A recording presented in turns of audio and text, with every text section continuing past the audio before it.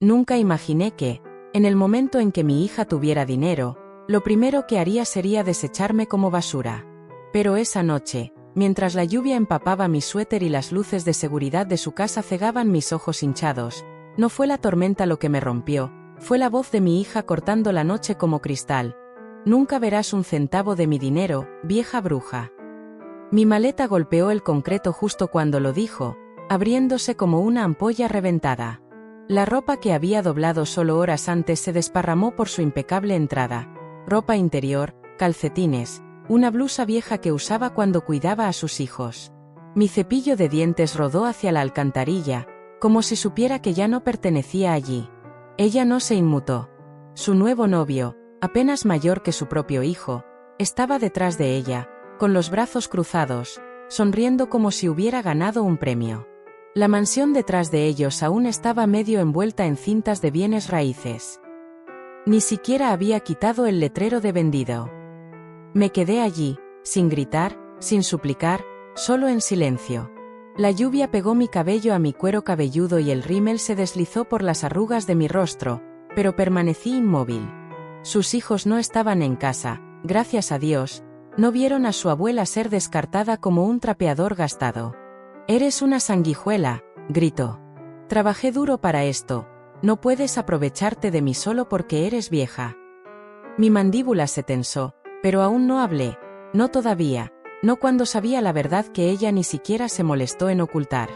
Había ganado la lotería 10 días antes, $10 millones, así de simple, y de la noche a la mañana me convertí en un peso muerto.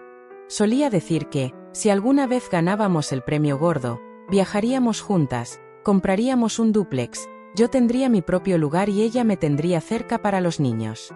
Decía a sus amigos que yo era su roca. Pero en el momento en que el cheque se liquidó, ni siquiera me dejó una manta para la noche. Recogí mis calcetines del pavimento, lentamente, uno por uno. Mis manos temblaban por el frío, pero me negué a dejar que me viera llorar. Ella me miró con esos ojos que solía besar antes de dormir, ahora vacíos, planos. «Sal de mi propiedad o llamaré a la policía», dijo. «No tienes derecho a estar aquí. No tienes derecho». Las palabras se alojaron detrás de mis costillas. Quería gritar. «Pagué tu renta durante 4 años, crié a tus bebés mientras saltabas de un trabajo a otro, renuncié a mi jubilación para ayudarte a empezar de nuevo una y otra vez. Pero no lo hice, no entonces, porque no estaba lista para darle la satisfacción de verme desmoronarme. En cambio, agarré mi maleta y retrocedí. La lluvia se mezcló con la suciedad en mis zapatos, convirtiendo todo en lodo. Ella pensó que me arrastraría, que volvería con la cola entre las piernas, agradecida por las migajas.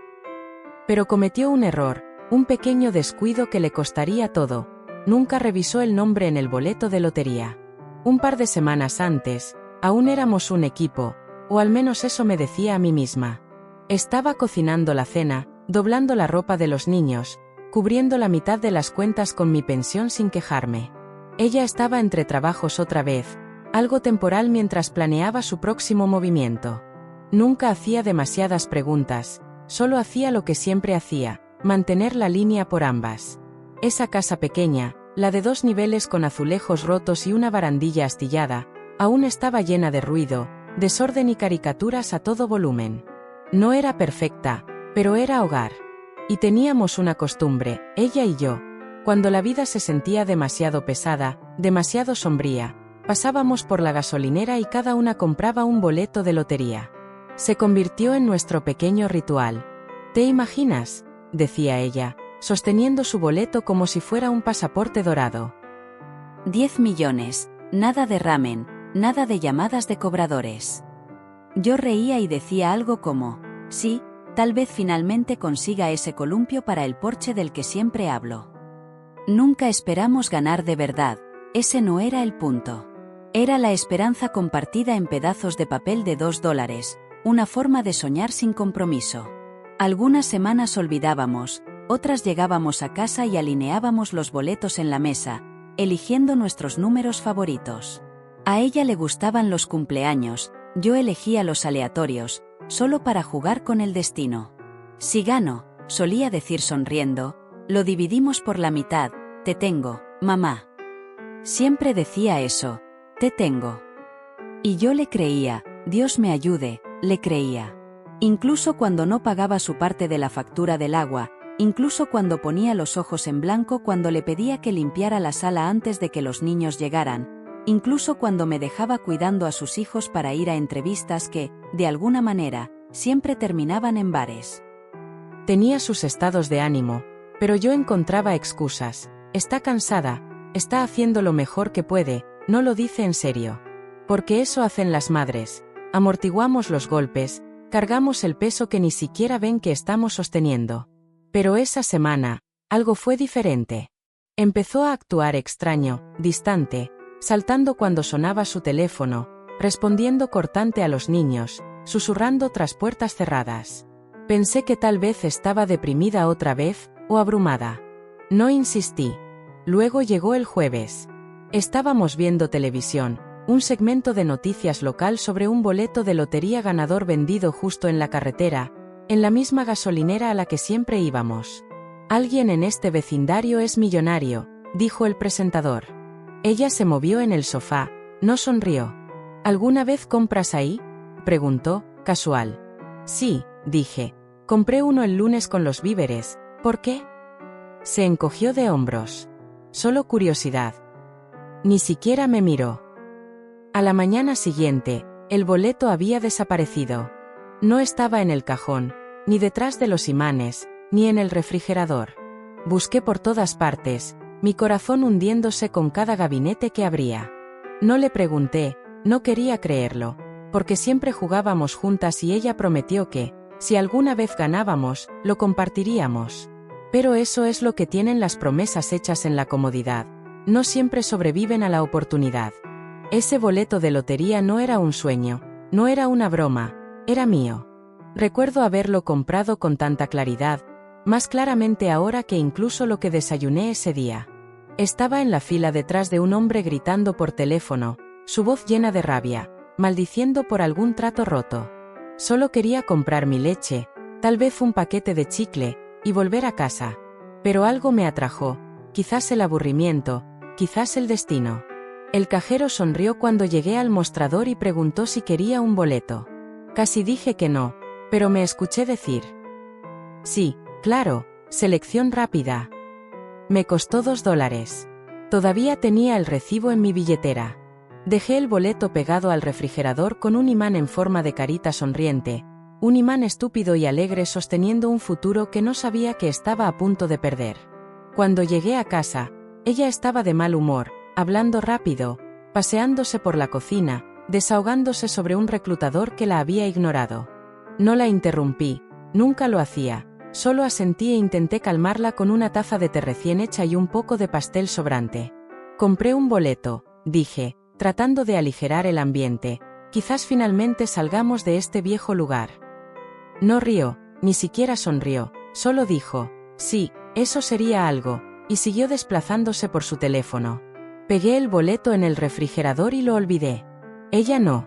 Esa noche, ella preparó la cena, algo que raramente hacía. Sirvió vino como si estuviéramos celebrando algo, aunque nunca dijo qué. Incluso me dio un beso de buenas noches. A la mañana siguiente, el boleto había desaparecido. Dejó el imán, solo el imán, una sonrisa vacía mirándome cada vez que abría el refrigerador por leche. No lo mencionó, yo no pregunté, porque quería desesperadamente creer en su bondad. Pero eso fue antes de que llegara a casa con zapatos nuevos, antes de que empezara a susurrar por teléfono, paseándose por el pasillo a medianoche, antes de que me cerrara la puerta en la cara y me dijera que necesitaba espacio para pensar. Me mantuve en silencio, esperé, hasta que no lo hice. Porque días después, ella estaba en medio de la sala, mi sala, sonriendo como una niña en la mañana de Navidad y dijo: «¿No vas a creer esto?». Sostuvo un cheque, $10 millones. «Gané», dijo, su voz temblando de alegría. «Realmente gané». No grité, no lloré, solo la miré. Y fue entonces cuando supe que estaba mintiendo en mi cara. Porque ella nunca compra boletos, nunca lleva efectivo, odia esperar en la fila, odia charlar con los cajeros, y sin embargo, de repente, tenía los números ganadores. Forcé una sonrisa. Vaya, Eso es increíble. Me abrazó fuerte. Finalmente nos vamos de aquí, dijo. Vamos a tener la vida que merecemos. Nosotras. Pero sabía que ese nosotras tenía una fecha de caducidad, y venía más rápido de lo que quería creer. Porque nunca me miró como si lo dijera en serio, y tenía una corazonada que no podía ignorar. Ella tomó mi boleto, y no tenía idea de lo que realmente había robado. 3 días después, se fue. Sin un adiós, sin una nota, solo un cepillo de dientes faltante, un armario medio vacío y silencio donde solía estar su coche. Habría pensado que estaba haciendo mandados si no fuera por el vecino. Oye, dijo el señor Frank, parado junto a nuestra cerca compartida, con un cigarrillo entre los dedos. Vi un camión de mudanzas afuera alrededor de las 5 de esta mañana. Pensé que te ibas. Parpadí. ¿Camión de mudanzas? Sí, Uaul. 2 tipos cargaron cajas. Ella los dirigía en tacones y bata. Tragué, mi estómago se heló. Ni siquiera había oído el camión. Había estado despierta desde las 4 con una cadera dolorida y pensamientos peores, pero de alguna manera, ella se escabulló mientras yo estaba en el jardín trasero arrancando maleza como una tonta. No solo se fue, escapó. Esa es la palabra que se quedó conmigo, como si yo fuera algo de lo que huir, una carga que finalmente había desechado. Revisé la cocina. Su taza se había ido, la que le di cuando se graduó. Mujeres fuertes crían hijas fuertes. Solía estar junto a la mía todas las mañanas. Ahora solo estaba yo y el imán en el refrigerador.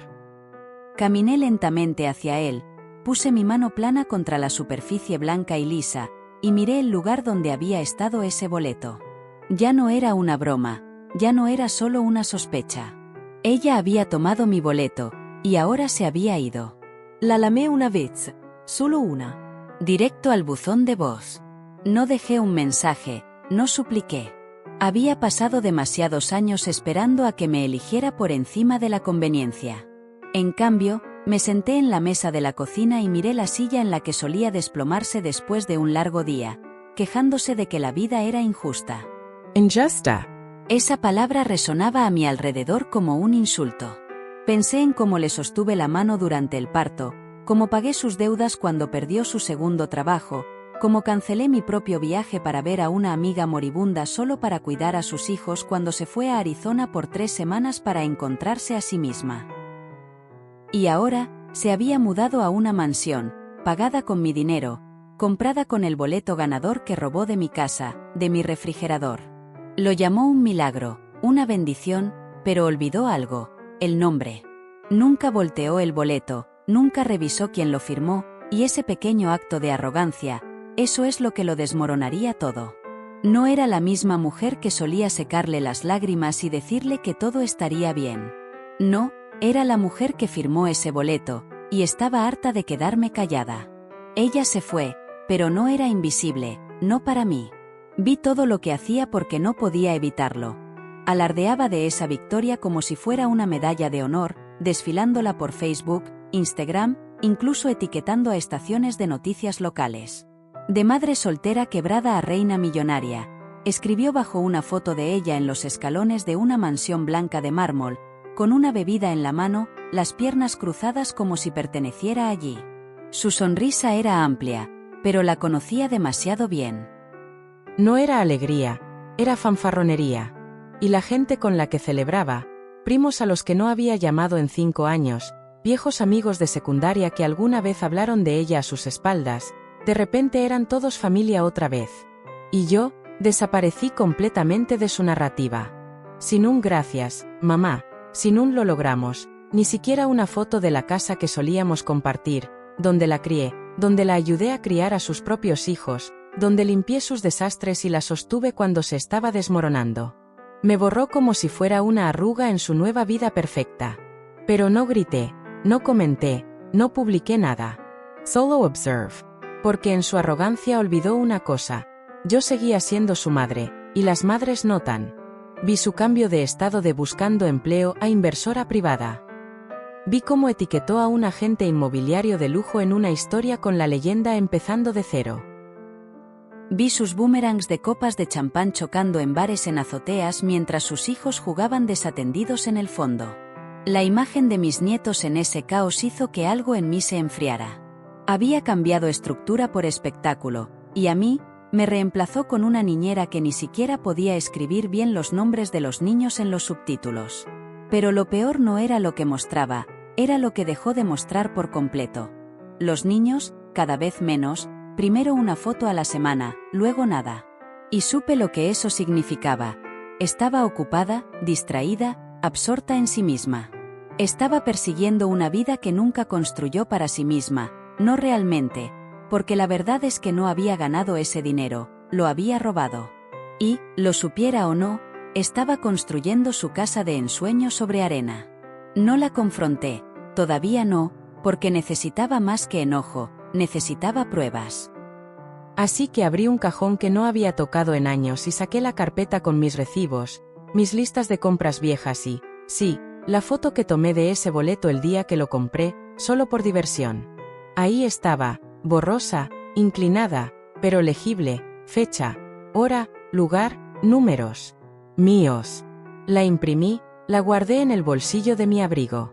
Porque ella podía haberse ido de mi lado, pero yo estaba a punto de caminar de regreso hacia la verdad, y esta vez no sería la borrada. No fui a ella, todavía no. Fui a la gasolinera, la misma donde había comprado leche, recogido frijoles enlatados y pagado facturas por instinto durante los últimos 15 años. El hombre detrás del mostrador, Ben, me conocía por mi nombre. Señorita Evelyn, llamó cuando entré, mucho tiempo sin verte. Sonreí, pero se sintió tenso en mi rostro. Ben, necesito preguntarte algo. ¿Recuerdas el boleto de lotería que compré el lunes pasado, el que dije que podría cambiar mi vida? Río. Sí, recuerdo, dijiste que ibas a comprar una casa en la playa y dejarle los platos a tu hija. No reí con él, me incliné hacia adelante, bajando la voz. Ese boleto desapareció, y alguien más está diciendo que lo compró. Su rostro cambió. Espera, ¿estás diciendo que ese boleto ganador? Lo firmé en la parte trasera, dije. Siempre lo hago. Parpadio. Bueno, maldita sea, puedo revisar las grabaciones de seguridad si quieres. Mis rodillas casi cedieron. Padres. 10 minutos después, me llevó a la sala trasera. La pantalla era pequeña, granulada, pero ahí estaba yo, mi abrigo, mi bolso, mis raíces grises asomando bajo mi gorro de lana, entregando un billete y recibiendo ese pequeño papel, luego sacando un bolígrafo de mi bolso y escribiendo algo, mi nombre. Me cubrí la boca. Ben, ¿te importaría si grabo esto? Dudó, luego asintió. Adelante. Saqué mi teléfono y presioné grabar, sin palabras, solo pruebas. Más tarde ese día, llamé a la oficina de la Lotería Estatal. Les conté todo. Cuando compré el boleto, que tenía vigilancia, una foto de los números y, lo más importante, mi nombre firmado en la parte trasera. La mujer al teléfono hizo una pausa cuando terminé, luego dijo, voy a necesitar que envíes todo lo que tienes. Abriremos una investigación. Si tu nombre está en la parte trasera y coincide con las grabaciones, el pago puede ser cuestionado legalmente. No me inmuté, no me regodeé, solo pregunté, ¿pueden congelar las ganancias? Ella respondió, una vez que la investigación se abra formalmente, sí. La agradecí y colgué. Luego me senté en mi pequeña cocina, la que ella solía burlarse por estar anticuada, y finalmente me permití respirar. No le envié un mensaje, no la llamé. Que siguiera bebiendo champán en su lujo alquilado. Porque mientras ella estaba ocupada comprando Versace y quemando puentes, yo estaba dejando que los hechos hicieran lo que años de amor nunca pudieron, hacerla responsable. Y lo mejor de todo, no tenía idea de lo que venía, todavía no. Pero cuando el dinero dejara de fluir, la gente dejara de aplaudir y el silencio se colara como podredumbre, levantaría la vista y se daría cuenta de que la mujer a la que llamó Sanguijuela era la que sostenía la pluma todo el tiempo. Lo primero que hizo con el dinero, después de desaparecer, después de cortarme, fue comprar seguidores. No literalmente, pero así se sentía. De la noche a la mañana, su perfil se convirtió en una vitrina. Bolsos de diseño, branches junto a la piscina, alardeando de gastar 10.000 en un solo viaje de compras como si fuera calderilla. Y luego empeoró. Empezó a hablar de mí. Comenzó de forma sutil, una publicación sobre cortar a las personas tóxicas, luego una foto de ella brindando con viejos amigos bajo la leyenda: finalmente libre de sanguijuelas, rodéate de ganadores, no de mendigos. Lo leí 2 veces. Luego miré los comentarios, risas, emojis de aplausos. Su amiga Tasa. Siempre supimos que era un peso muerto. Alguien más: buen viaje a la vieja aprovechada, vive tu vida, chica. Desplacé por docenas como esos. Mi rostro arda, mi estómago se revolva. No me conocían, no conocían a la mujer que se saltaba comidas para que su hija tuviera segundos, la que CEO firmó el contrato de alquiler cuando su crédito estaba por los suelos, la que sostuvo la mano de su nieta durante una fiebre y limpió vómito de la alfombra mientras su madre iba a discotecas para despejar su cabeza. No sabían lo que di porque mi hija nunca se lo dijo. Me borró con unas pocas pulsaciones y dejó que extraños me pintaran como una parásita patética. No respondí, solo tomé capturas de cada comentario, cada publicación, cada etiqueta. Luego las imprimí. Porque mientras ella estaba comprando influencia, yo estaba sentada con una abogada llamada Dana, recomendada por un vecino jubilado que había pasado por algo similar. Dana usaba gafas, hablaba con precisión y nunca me preguntó si estaba segura. Leyó mi documento en silencio, mis recibos, mi foto firmada, las capturas de la vigilancia. Cuando terminó, me miró a los ojos y dijo: esto no es solo fraude, es robo, y tienes un caso. Asentí. No quiero venganza. ¿Quieres lo que es legítimamente tuyo? Sí. Presentamos todo esa tarde. Para el final de la semana, la oficina de la lotería confirmó: investigación activa, pago congelado, anuncio público retrasado. Aún no le dije nada a mi hija, porque ¿cuál es el punto de advertir a alguien que ya está quemando el puente detrás de sí? Que caminara más lejos en esa cornisa, que se burlara de mí más fuerte mientras los cimientos se derrumbaban bajo sus talones. Cuanto más publicaba, más se exponía, y no tenía idea de quién estaba mirando, ya no. Siguió adelante, más fuerte, más cruel, más presumida, pero no respondí, ni un mensaje, ni una llamada, ni siquiera una advertencia. Porque cuando alguien está bailando en medio de una tormenta que no ve venir, no leje. O las reinas reales no piden permiso. Yo estaba sentada en la oficina de Dana otra vez, firmando una declaración jurada confirmando la fecha, el lugar y las circunstancias de mi compra. Mientras ella subía vídeos alardeando de su independencia, yo enviaba discretamente estados de cuenta bancarios que mostraban mi saldo anterior antes de que el dinero desapareciera, evidencia de quién era yo antes de que ella se fuera con mi futuro en su bolso. Me mantuve en silencio, y eso se convirtió en mi arma más poderosa, porque mi silencio la obligó a llenar el vacío con ruido que exponía su ego, su impulsividad, su completa falta de cuidado por nadie más que ella misma. Había estado llamando a familiares que no veíamos en años. Deberíamos ponernos al día, decía, ofreciendo viajes y regalos como cebo. Personas que ni siquiera recordaban su cumpleaños ahora estaban en sus comentarios fingiendo que la querían.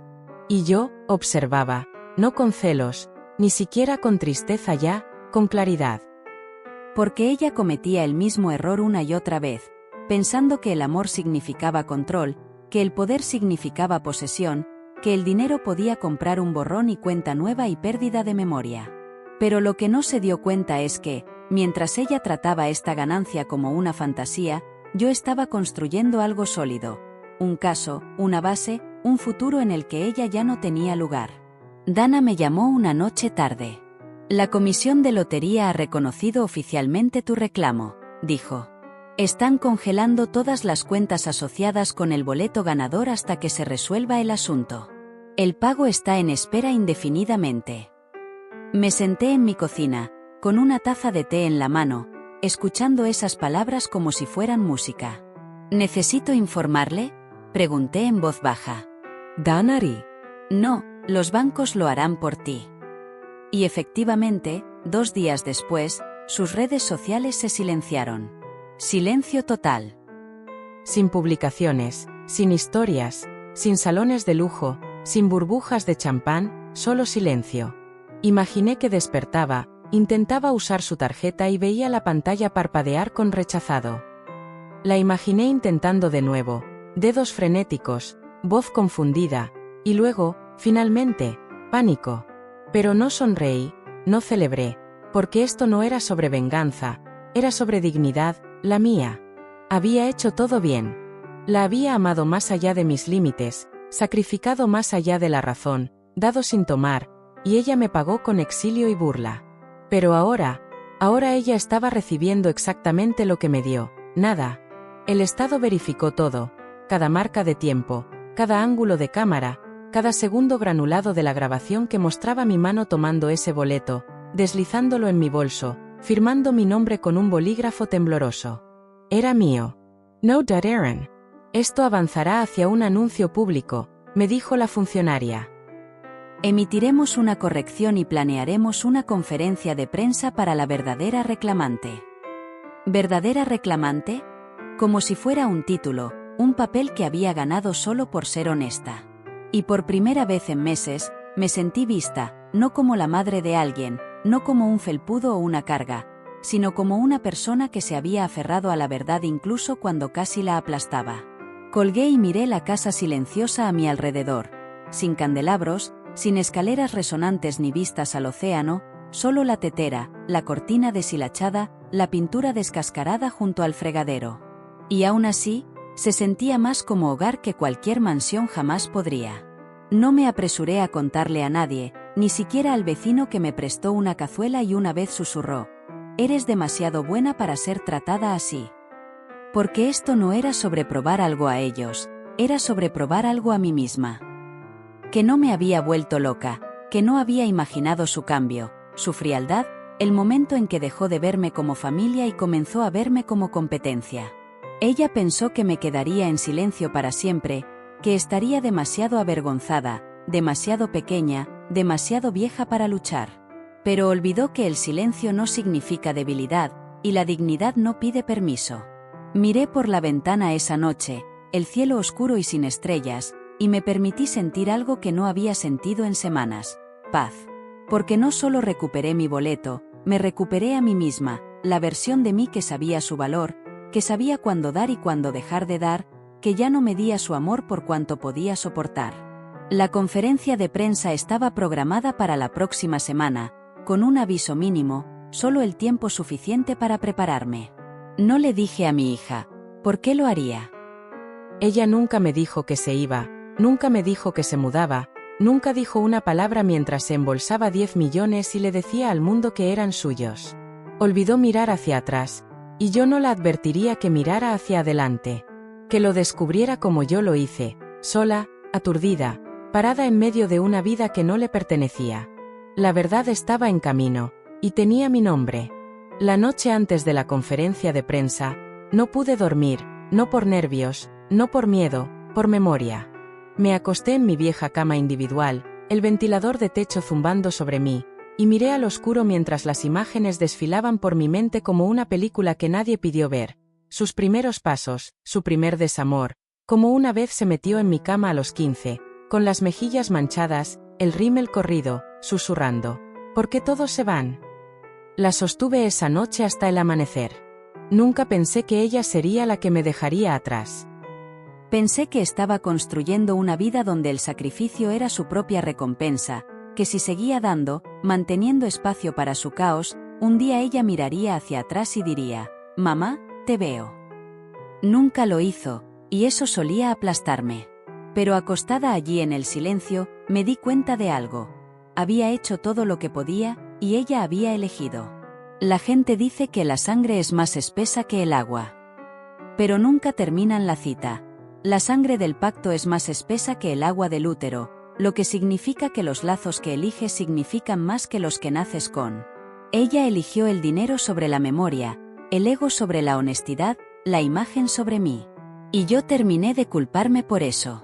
Pensé en todas las veces que la arropé cuando no había dormido, pagué su renta con dinero destinado a mis medicinas, cancelé citas médicas, salidas con amigos, incluso mis propios sueños, porque los suyos siempre parecían más urgentes. Pero ahora no me sentía vacía, me sentía limpia, como si todo lo que ella me había quitado hubiera sido reemplazado por algo mejor, claridad. A la mañana siguiente, me paré frente al espejo, me recogí el cabello, me puse la blusa que solía guardar para las fiestas, no ostentosa, no cara, pero mía. El viaje a la conferencia de prensa fue tranquilo. Dana estaba a mi lado, con su maletín en el regazo, los ojos calmados. No preguntó si estaba lista, sabía que lo estaba. Llegamos al pequeño auditorio, nada grandioso, solo un podio, un cartel y una sala llena de reporteros locales zumbando con preguntas. La funcionaria dijo mi nombre. Hoy estamos aquí para aclarar la propiedad legítima del boleto ganador de 10 millones comprado en Gas & Go en la ruta 18. Los flashes de las cámaras destellaron. Di un paso adelante, mi voz no tembló. Mi nombre es Evelyn Markham, dije. Compré ese boleto, lo firmé, y soy la ganadora legítima. Todo terminó en 3 minutos, pero el silencio posterior se sintió eterno. La prensa intentó preguntar más. Sonreí cortésmente y me alejé, porque no necesitaba explicarme más. La verdad ya había hablado. Y en algún lugar ahí fuera, el mundo perfecto de mi hija se estaba resquebrajando. No necesitaba mirar, ya sabía cómo se veía cuando las personas se daban cuenta de que su castillo estaba construido sobre arena robada. No publiqué nada después de la conferencia de prensa, no etiqueté, no alardeé, ni siquiera le conté a un alma fuera del círculo legal. Pero de alguna manera, ella aún no se había enterado, porque a la mañana siguiente publicó una historia desde un salón en una azotea, usando perlas nuevas y sosteniendo un cóctel como si el mundo aún le perteneciera. Manifestando más millones, decía la leyenda. Miré mi teléfono, los labios apretados. No tenía idea, no sabía que el Estado había congelado sus cuentas, no sabía que la investigación había terminado. No sabía que su nombre estaba a punto de ser borrado de cada centímetro del premio que había reclamado. Y no le debía una advertencia. Que disfrutara de un último atardecer sobre un horizonte alquilado. Había organizado la conferencia de prensa por una razón. Aviso mínimo, lugar tranquilo, justo lo suficiente para ser oficial pero no lo suficiente para alertarla antes de que estuviera hecho.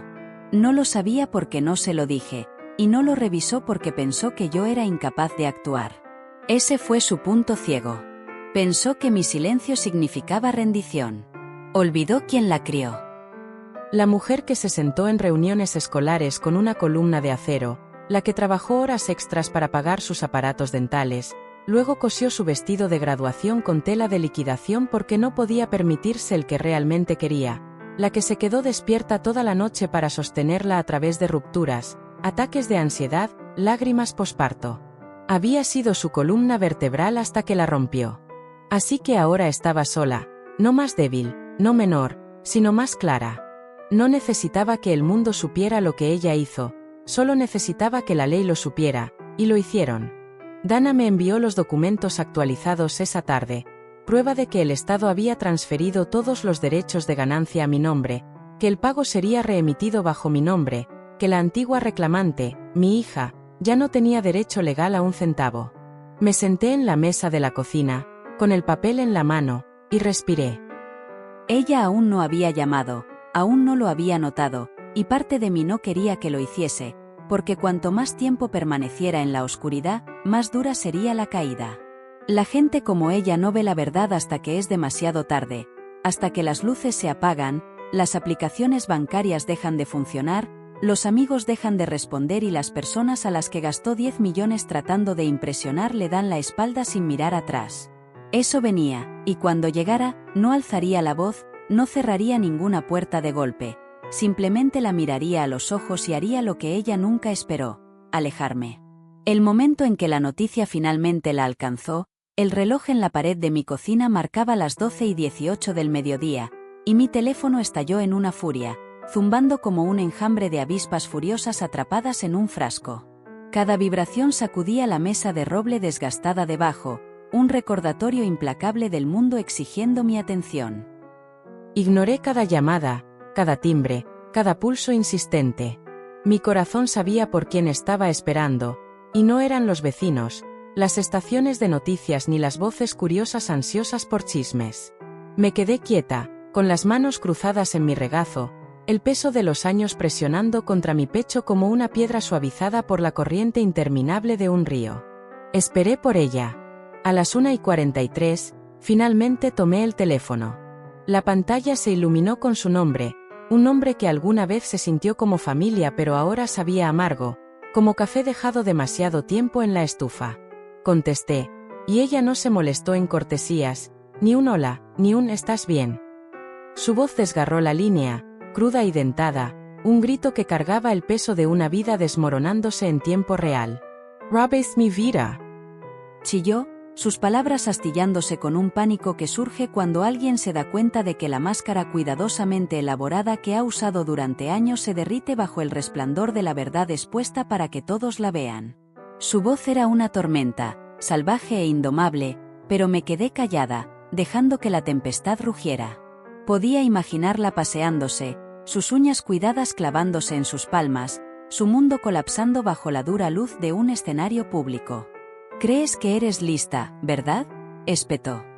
«¿Crees que esto es justicia? Me humillaste frente a todos. ¿Qué se supone que haga ahora? ¿Cómo se supone que los enfrente?». Sus palabras quedaron colgando, temblando, y dejé que el silencio se extendiera lo suficiente para que ella se retorciera. Cuando finalmente hablé, mi voz fue firme, baja, una cuchilla afilada por años de tragarme mi propio dolor. «Podrías empezar», dije, diciendo gracias. La línea se quedó tan silenciosa que pude escuchar su respiración detenerse, un jadeo agudo y sorprendido. «¿Por qué?», exigió, su voz quebrándose como hielo fino bajo los pies.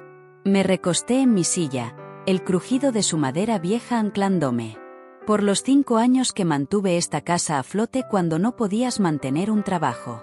Por las 3 veces que pagué tu deuda de tarjeta de crédito sin decir una palabra, incluso cuando significaba saltarme mis propias facturas. Por criar a tus hijos, mientras estabas buscando tu identidad en bares y sueños prestados. Por no llamar a la policía esa noche que te escabulliste por la puerta con un boleto de lotería que no era tuyo, con las manos temblando pero los ojos fríos». «Estás mintiendo», espetó, pero había un temblor en su voz, una grieta en su armadura. Ella sabía, siempre lo había sabido. «No», dije, mis palabras cortando limpiamente su negación. «Tengo pruebas. Firmé el boleto». Las grabaciones de seguridad de la tienda fueron verificadas. Podría haberlo recuperado silenciosamente, resolverlo en las sombras donde lo dejaste, pero te aseguraste de que todos escucharan tu versión, ¿verdad? Desfilándola en ese escenario, tejiendo tu historia para las cámaras. Así que me aseguré de que escucharan la mía. Se quebró entonces, no con lágrimas suaves ni remordimiento, sino con los sollozos crudos y desesperados de alguien viendo su imperio de mentiras desmoronarse. «Has arruinado todo», dijo entrecortada, su voz cargada con el tipo de miedo que viene cuando el mundo te ve por lo que eres. «No», dije, tranquila como una mañana de invierno, «tú construiste esta ruina. Yo solo dejé de fingir que era un palacio». Su respiración se detuvo de nuevo, y casi podía verla buscando palabras, alguna forma de recuperar el control. «No entiendes», suplicó. «Compré cosas, la casa, el coche, la ropa, todo. Todo se ha ido ahora, ¿verdad? Lo has tomado todo». No me inmuté. «Ya he donado la mitad», dije, mi voz inquebrantable, cada palabra deliberada, a refugios para mujeres, a madres solteras que luchan por sus hijos, no los abandonan, a las que no tratan a su propia sangre como basura dejada en la acera.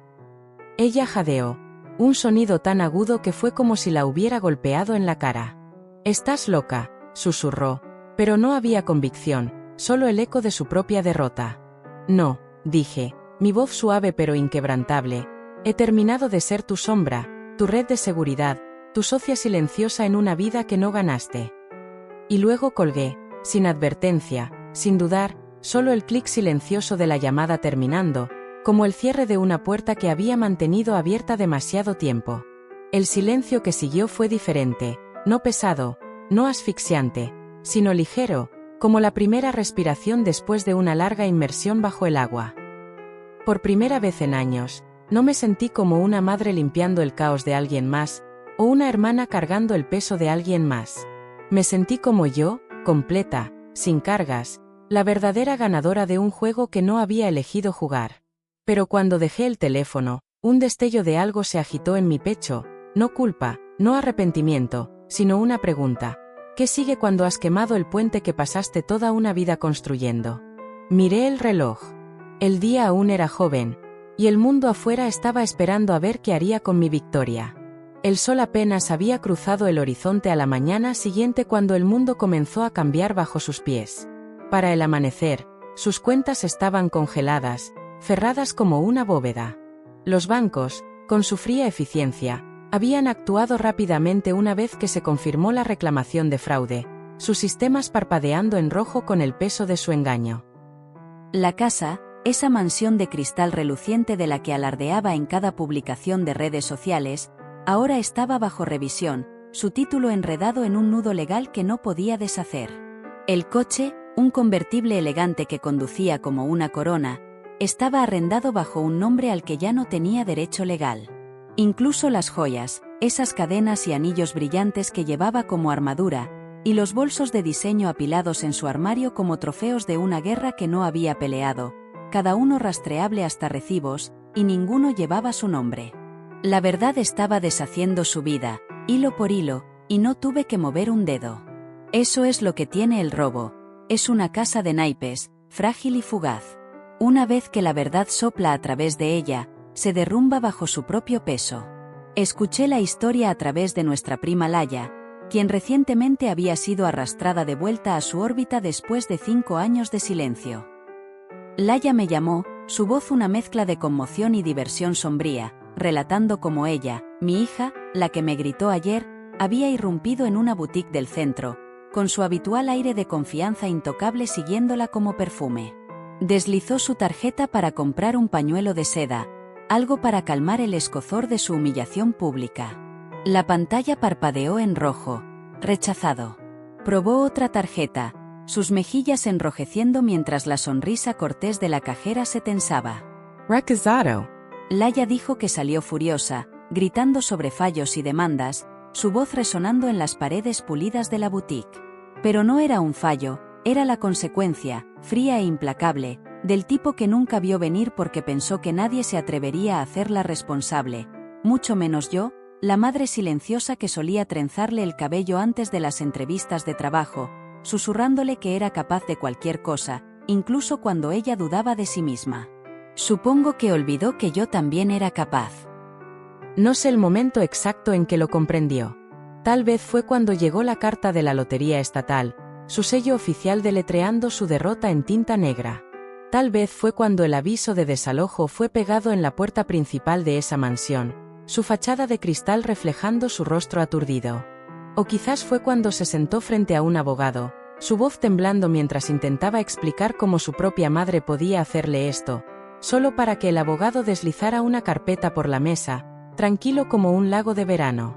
Dentro, imágenes de la cámara de seguridad de la tienda de la esquina, granuladas pero inconfundibles, mostrando su mano deslizando ese boleto de lotería en su bolso, recibos meticulosamente catalogados, ninguno a su nombre, y mi firma, audaz y clara, en el boleto que lo cambió todo.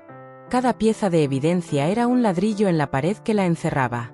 La ironía era tan afilada como un viento invernal. Pensó que el dinero la hacía intocable, una reina en un castillo construido sobre mentiras. Había desfilado su riqueza, su estatus, su victoria, sin mirar atrás ni una vez a la mujer que la había sostenido en cada caída. Pero al final, no fue el dinero lo que la rompió, fue la verdad, implacable, sin disculpas y finalmente libre. La dejó desnuda, parada en los escombros de sus propias elecciones, mientras yo estaba en terreno sólido por primera vez en años. Apareció 3 días después del colapso, sin llamada, sin advertencia, solo un golpe frenético en la puerta, como si aún fuera el centro de un mundo que había dejado de girar por ella. No contesté de inmediato. La observé desde la ventana de la sala, el cabello enredado, el maquillaje corrido, usan. Y publicó sobre dejar atrás la energía quebrada. No estaba llorando, no realmente, estaba furiosa. Abrí la puerta una pulgada, lo suficiente para ver sus ojos. Mamá, dijo, la voz aguda, sin aliento, necesitamos hablar. No me moví. No hay nada más que decir. No puedes hacerme esto, espetó. No sabía que era tu boleto. No preguntaste, respondí. Ni siquiera revisaste, solo lo tomaste y corriste. Su boca se apretó. Está bien, de acuerdo. Tal vez metí la pata, pero congelar mis cuentas, recuperarlo todo, eso no es justicia, es venganza. Incline la cabeza. Me llamaste bruja, sanguijuela. Publicaste mi humillación como si fuera un juego. Ella comenzó, luego se detuvo, dándose cuenta de que no había excusa lo suficientemente buena. Esperé. Cambió su peso de un pie a otro. Necesito ayuda. Ahí estaba, la verdad bajo todo el ruido, no remordimiento, no culpa, solo necesidad. Me necesitaba otra vez, pero no como madre, como recurso.